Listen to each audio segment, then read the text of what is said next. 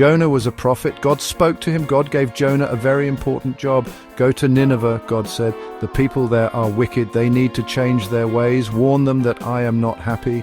But Jonah didn't want to go to Nineveh. The Ninevites were enemies of Jonah's people. Jonah wanted them to be punished, not saved. So Jonah decided to run away. He went down to the seaport and found a ship. This ship was going in the opposite direction of Nineveh.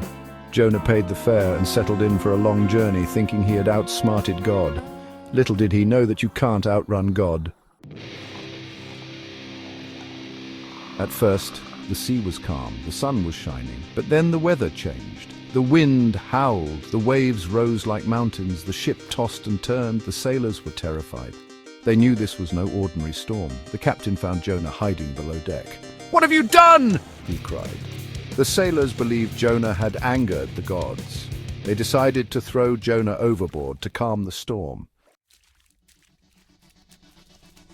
Jonah was tossed into the raging sea. As he sank beneath the waves, a huge creature passed by. It was a whale, but not just any whale. This one was enormous. With a mighty gulp, the whale swallowed Jonah whole. Can you imagine being inside a whale? It was dark and smelly. Jonah was surrounded by slimy things. Jonah was very scared. He knew he had made a big mistake.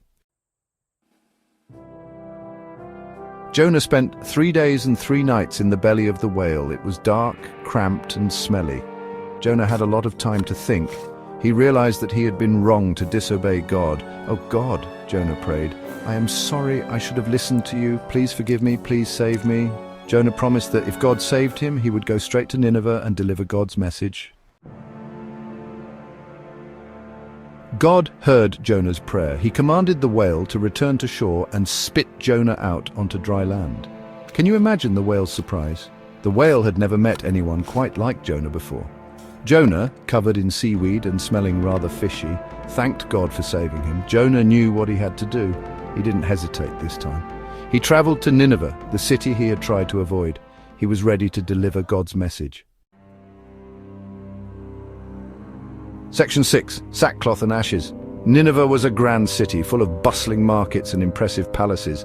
But Jonah knew that beneath its splendor the people were doing bad things. They weren't being kind to each other or to God. Jonah walked through the city streets calling out, "In 40 days Nineveh will be destroyed."